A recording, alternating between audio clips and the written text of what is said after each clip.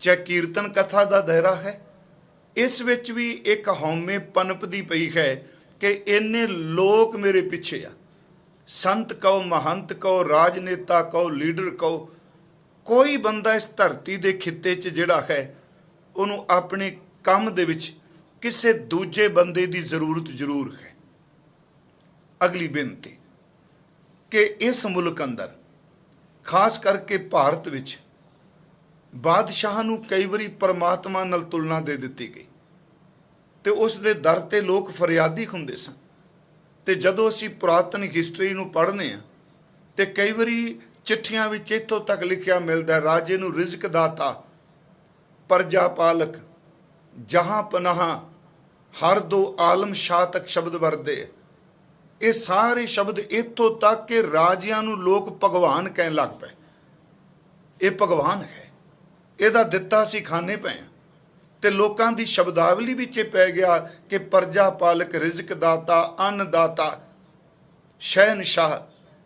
पर गुरमत ने एक जिहड़ी सानू विलखण चीज़ दित्ती, गुरमत ने सब तो पहली गल ये कही कि जो कुछ भागां च रब ने लिखिया है तेरे हथ नाल ते कोई धक्के नाल खो सकदा खत च पई नूं, पर मत्थे दी कोई नहीं खो सकेगा। गुरमत ने सब तो पहली गल तां ये जिहड़ा कॉन्सैप्ट सी बादशाह वाला, रिज़क दाता, प्रजा पालक, जिहड़े लोग शब्द वरतदे सन, उत्थे गुरु ने सब तो वड्डी जिहड़ी बख्शिश कीती, उन्हां कहा इस संसार विच रिज़क दाता, प्रजा पालक, अन्नदाता, पातशाह केवल अकाल पुरख वाहिगुरू है। ना परमात्मा दे तुल कोई सुल्तान है, ना परमात्मा दे तुल कोई राजा है, ना परमात्मा दे तुल कोई दाता है। गुरमत ने सब तो वड्डी बख्शिश कीती। इसे करके जदों असीं बाणी पढ़ने आ, इत्थे हजूर जदों मंगन की गल करदे आ, ठीक है संगत विच मंगन की गल कीती, गुरु तो मंगन की गल कीती, पर इन्हां दोनां दा अंदरूनी भाव है कि साडी झोली केवल आकार पुरख अगे ही अड्डी जाती है। रब तो बिना कोई बंदा दाता बन के किसी नूं दात नहीं दे सकता। जिहड़ा दे रहा वो भी किसी तो मंग रहा है, वो स्वतंत्र नहीं। मैनूं याद है एक बारी ये पढ़िया सी मैं एक पुस्तक च कि किसी फकीर दे कोल पिंड दे लोग इकट्ठे होके गए समझण वास्ते है। उन्हें कहा भी तेरी बादशाह बहुत मंनदा है, तेरा सन्मान बहुत करदा है, सत्कार बहुत करदा है, साडा ये काम है, तू साडे नाल चल, तू साडी सिफारिश कर, हो सकता है कि तेरी मन लै, तेरी गल उन्हें मोड़ दी नहीं। वो फकीर कहंदा मैं कदी इस तरह किसी दे बादशाह दे बूवे ते नहीं गया मंगण वास्ते।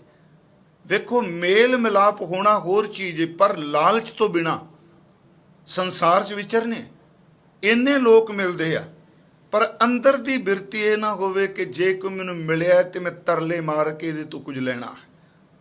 उन्हें कहा मेरी गल मैनूं मिलदा है राजा, पर जे तुसीं कहंदे हो मैं चला जाना पर मेरी रूह नहीं मनदी, कहंदे नहीं तेरी गल स्वीकार कर लैनी। जदों गया तो कहंदे ने कि बादशाह जिहड़ा सी, राजा जिहड़ा सी, वो इकल्ला किले विच दुआ कर रहा है ते उस दुआ दे विच वो कह रहा सी, या रब, या खुदा, मेरे राज दियां हद्दां सरहदां वध जान, मेरे खजाना भरपूर हो जाए, मेरियां फौजां विच वाधा होवे। वो फकीर पिछे खलो के सुन रहा सी, मन ओदा पहला नहीं सी मनदा। वो इक्को दम जल्दी नाल वापस आ गया। लोगां पुछया जी क्यों?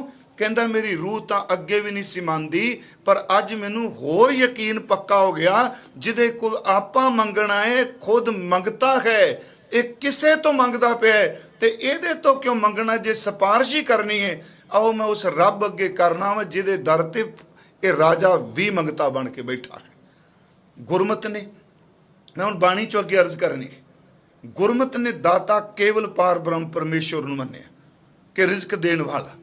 अज मैं गुरु गोबिंद सिंह जी की बाणी चों कुछ बेनतियां आप नूं करनियां ने।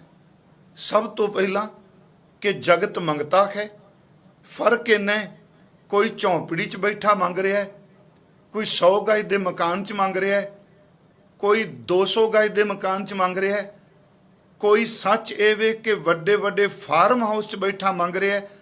इत्थे कोई रुपया एक मंगदा है ਤੇ ਕੋਈ 1 ਅਰਬ ਮੰਗਦਾ ਹੈ, याद रखियो भावें कोई 1 मंगे ते भावें अरब मंगे, पर मंगण वाली बिरती विच दोनों ही मंगते ने, पर सोच आपो अपनी वो इन्ने को मंग रहा।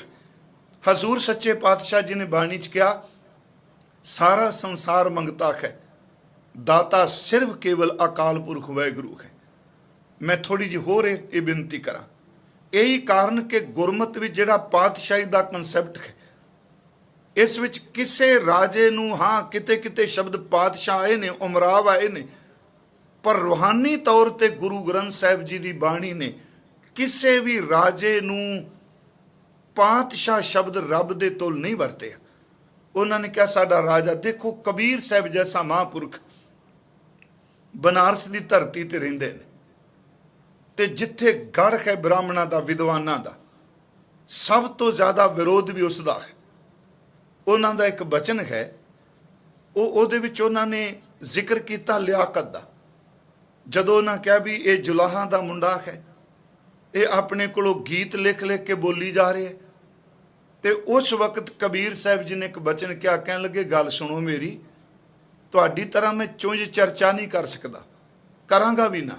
तो उन्होंने अपनी रचना च एक बचन क्या, याद रखियो, वो बादशाह तो नहीं डरे, राजियां तो नहीं डरे, उन्होंने गंगा दे विच सट्टिया गया। मैनू खेद है अज दे विद्वान उस खड्ड बीती घटना कबीर दी अर्थ भी अनर्थ करी जा रहे, क्योंकि उन्होंने जिथे रब दी अजमत दी झलक पैंदी है वो प्रॉब्लम हो जाती उन्होंने, क्योंकि उन्हों का रब जिहड़ा है खेड नहीं वरता सकता। मैं उन्हों का क्या है, कबीर साहब जी नूं उन्होंने क्या, मन ना डिग्या तन काहे को डराए। कबीर साहब का परिवार विच विरोध होया, जिस विच उन्हां बाणी च कह, सुनो जठानी सुनो दरानी अचरज एक भयो, 7 सूत इन मुंडियन खोए मुंडिया क्यों ना मुयो, मुस मुस रोवे कबीर की माई। ब्राह्मण ने विरोध किया, इत्थों तक उन्हां दी बाणी च काजी ने विरोध किया। वो नहीं डरदे, ना वो बादशाह तो डरे, ना काजी तो डरे, ना ब्राह्मण तो डरे, ना परिवार की मुश्किल तो आई मुसीबत तो डरे। मैं पाठ कर रहा सा उन्होंने बाणी का, एक जगह उन्हें क्या, परमात्मा मैनू किसे तो डर नहीं लगता, पर रब की भगती तो हीणे अंदरों सुक चुके नास्तिक बंदियां तो मैनू बहुत डर लगता है। कबीर साहब कहते ने, ऐसे लोगन स्यों क्या कही है, जो प्रभ की ये भगत ते बाहज तिन ते सदा डराने रही है। फिर सुनियो, तिन ते सदा डराने रही है। मैं उन्हों का एक बचन आप नाल साझा कर लगा। कबीर साहब नाल चर्चा हो रही ज्ञान की, कि देखो जी साडा आ ज्ञान। कबीर साहब ने जिहड़ा उत्तर दिता, पहली गल उन्होंने अपनी जबान तो क्या भी मैं रब तो बिना किसी राजे नूं नहीं स्वीकारदा। ठीक है, मैं इस सिस्टम च जी रहा, पर मेरे धुर अंदर नूं पुछो, को हर समान नहीं राजा, ये भूपत सब दिवस चार के झूठे करत दिवाजा। ये सारे राजे जिहड़े ने 4 दिन की खेड है, ये आप खुद मंगते ने। ते सच्ची आप याद रखियो, जिन्ने आप सुनते पे हो, जिन्होंने मंत्री संतरी वजीर जो भी कहिंदे हो इस मुल्क के सिस्टम च, इन्हां तो वड्डा मंगता कोई नहीं। ये तो रेड़ी लाण वाले बंदे नूं नहीं बख्शदे पे, इन्हां दे अंदर वो भुख जिहड़ी मरी थोड़ा है। ये तो साइकिलों वाले चलदियां नहीं बख्शदे। कबीर साहब कहंदा इन्हां राजे कहंदे भुखे ने, ये मंगते ने। उन्हें क्या, को हर समान नहीं राजा, ये भूपत सब दिवस चार के झूठे करत दिवाजा। अगली गल उन्हें कही जी ज्ञान की, वो कहते ने, तू बामण मैं कासीक जुल्हा। तू ब्राह्मण है पर विषय तो दूर नहीं जाना, ये जगत भिखारी फिरत है। कहते तू बामण मैं कासीक जुल्हा, मैं काशी दा जुलाया दा मुंडा, बूझो मोर ज्ञाना। आ मैं तेनू अपनी कथा सुनावा, अपना ज्ञान सुनावा कि तुम तो जाचे भूपत राजे, तू असल च दुनियावी तौर ते राजियां अगे भूपतां अगे झोलियां अड्डना है। तू इन्ना कुछ पढ़ के, इन्ना कुछ विचार के, इन्नी स्वर्ण जाति चो के इन्हां दे बूवियां अगे खलो के मंगना है, मैं रहना कच्ची कुल्ली विच आ, पर मैनू किसी बादशाह दे दर ते मंगदा नहीं तू देखेगा। ये कौमे च नहीं कहे, ये रब दे भरोसे ते उन्हां कहे। कबीर साहब दे बचन ने, तू बामण मैं कासीक जुल्हा, बूझो मोर ज्ञाना तुम तो जाचे भूपत राजे खरशो मोर ध्याना। इसे करके उन्हें क्या को हर समान नहीं राजा। मैं आपनू बेनती करा, गुरमत ने सब तो पहली गल कही भी देण वाला बंदे हो रब, जे बंदा बंदे नू कुछ नहीं दे सकता। इसे करके आप जदों जप जी की बाणी पढ़ते हो, मैं थोड़ियां जिहियां उदाहरणां उन्हां चों दे रहा, तो मैं रोज़ आप जी नू एक बेनती कर रहा कि गुरु ग्रंथ साहिब का पाठ हर सिख करे, पर इस तरह ना करियो भी जिवें मैं आम ग्रंथ पढ़ के, किताबां पढ़ के, अकैडमिक अखबारां पढ़ के, रसाले पढ़ के मैं दिमागी नॉलेज लैनी है। गुरु ग्रंथ साहिब नू गुरु नानक दा हिरदा जान के पढ़ियो। इस बाणी नू गुरु दा रूप जान के पढ़ांगे तां टच करेगी अंदर।